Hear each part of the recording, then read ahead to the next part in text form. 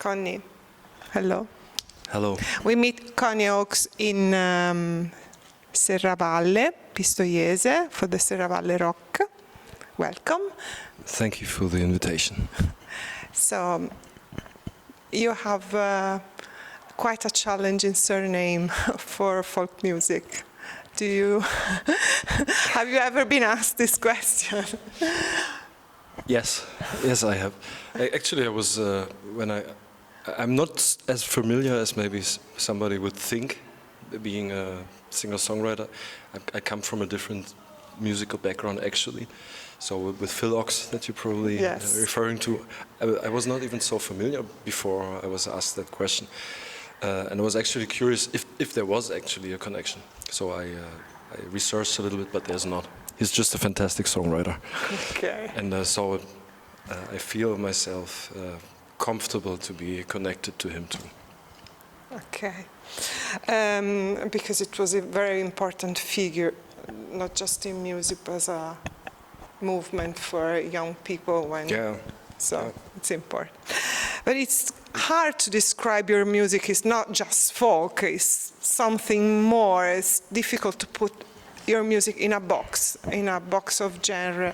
So, describe it yourself. First, I want to say that I'm really happy that you say that, because to be able to create something that people cannot put somewhere is a challenge. And if people react like that, it's a great compliment for me. And I think if you ask me what I would call it, I try to call it, my last album is called Doom Folk. So that was kind of a try to create the image that I have when I write, because I write songs and I sing my own songs. So practically I am a singer-songwriter. But I think what maybe is different is the lyrical background in it. Because I come from heavy music, like from doom music, from punk, and from noise. And the topics that these people talk about there, in music and in words, are a lot more dark than the usual singer-songwriter lyric. So for me, the heaviness of the lyric, that is for me is always where everything starts, is the image that I want to tell. Maybe that makes a difference also in the expression on stage. Because I don't know, then maybe you can tell me if you see it the same, but I think I kind of lose myself in my songs when I play them live. They're also always different, they're different on the album, they're different almost every time when I play. So maybe that's what makes it different to a normal singer-songwriter set, where there's just a traditional song. And with my sets, it can go many different ways. Some psychedelia too. Yeah, definitely. Now even more, because today I played a few new songs, because I founded a new project last year, 2 years ago, which is instrumental only with 2 musicians from Berlin, and they introduced me to psychedelic music, to crowd music, and I got really hooked on that. So my new stuff is also more psychedelic. It is. And less rock than maybe before. It is. But you tell stories. How important you think is it still important nowadays to tell stories? Absolutely. I mean, I think it was always important, especially for a good song, that maybe remains in time.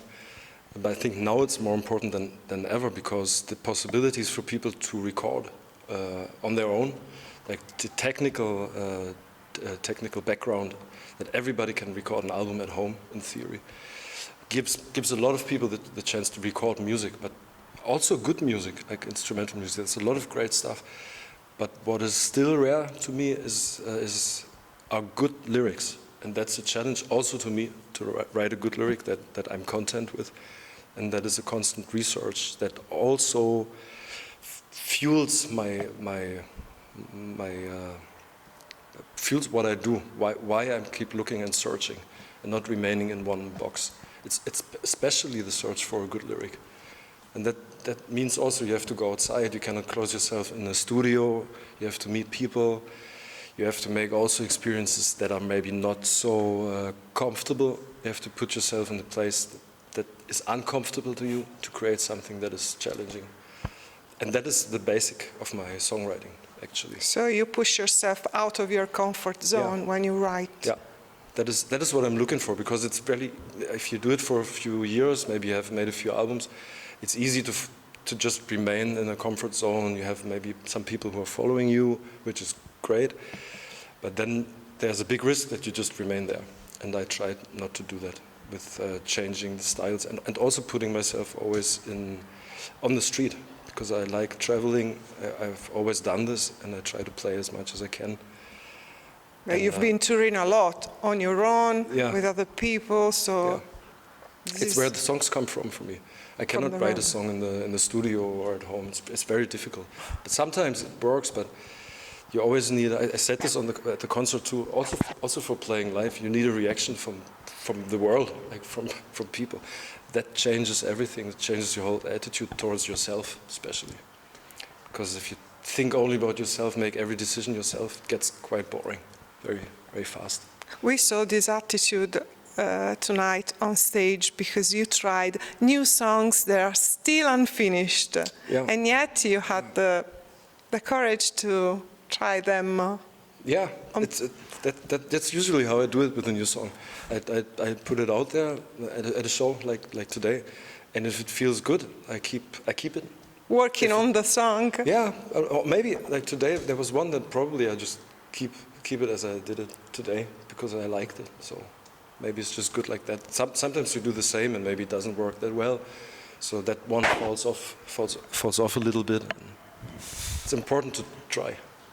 So your stories come from the road. Do you believe that stories and music can still open up minds and hearts? Yes. So, simple go answer. On. I totally believe that. I see this at concerts, and that is, if I would not believe this, I would have stopped. It's the thing that keeps... Instead, you keep on growing, and since your first album to your last album, there's been an evolution. So it's your musical growing up, but it's also your person, your Conny the person growing up, and so everything evolves into this new album. How would you describe from your path from the first album to now? I think the very first album that I did, the first solo album that I did, was born out of the need to do something as stripped down as possible, because I had bands before that where I was only singing, and I liked that, but it got quite complicated, especially also between the people in rock bands. It gets pretty weird at some point, most of the time. And so I didn't really want to start a new path like I do now. I just wanted to make one album that I recorded all live, no overdubs, just one microphone for vocals and one microphone for the guitar. And just have one day in the studio and just play, like Woody Guthrie, for instance, he did that too. Yes. And I just wanted to make that experience to maybe have again energy to put myself into a band. Just to strip down everything and cut all the bullshit and get as stripped down as possible. And I did that. That's the first Raw Love Songs album. And I really liked it. And then I started to play too, which I didn't really intend at the time. And it felt good, and then I kept on doing it. And now, when you ask me how it's evolving, I think strangely, I start to arrive more and more at a band concept, even if I play most of the instruments myself with some guest musicians and friends. The album, like the last album, Doomfork, is almost like a band album because it has a lot of instruments in it. Which I didn't really intend to. It was born out of a different intention. But I still like it, but I think I arrived at a point with that album where it's good like that, and now with the next stuff that I do, I want to go again further away from a band concept and make something that is more radical, like the first album. I still like it, but I did that, so now I have to do something different again. Last question is about the covers of your album and your the artwork in general, because you're also a graphic, so you design your own covers, not only your own covers, but covers for other musicians. So this is a very interesting part of your creativity. The covers of the albums are beautiful, and this is just an aspect of you being an artist. You mean the illustration? Yes. Yeah, I actually did this since I was very small, even before I started playing guitar or doing anything with music. I had the idea to become a painter actually before music, and I always kept doing that. And then there was also in the last 2 years, because there was not much possibilities to play, obviously.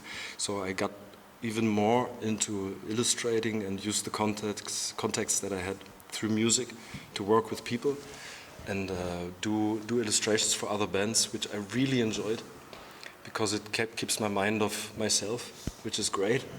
If you can open yourself and don't think so much about yourself, just do something with other people.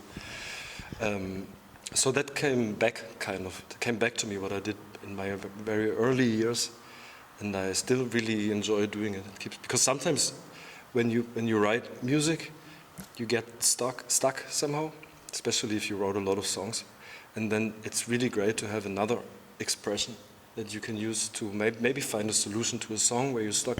You just try to paint the picture that you want to sing about, and you find the solution there instead of looking for it on the guitar.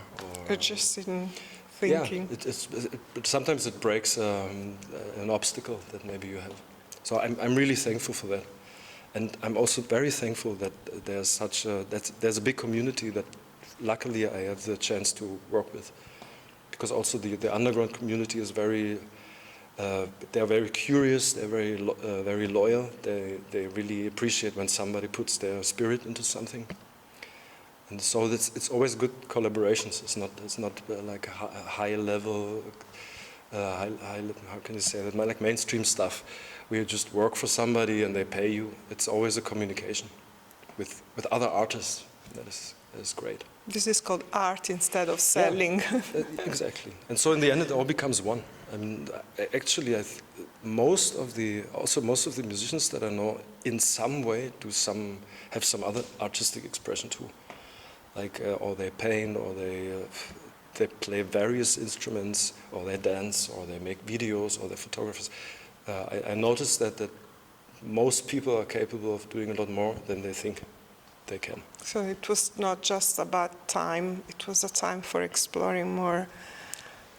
Yeah, the last year especially. I also did it before, but in the last 2-3 years, I got a lot more focus on that, which I'm really, really happy about. Okay, so we will be waiting to see you live more, to hear Doom Folk songs more, and also the other songs, even the new ones that you're still writing. Yeah, I still have to figure out where I put them, in which way I'm going to put them out. But yeah, something's got to come. Thank you, Conny. Thanks for having me. And, greetings to you too.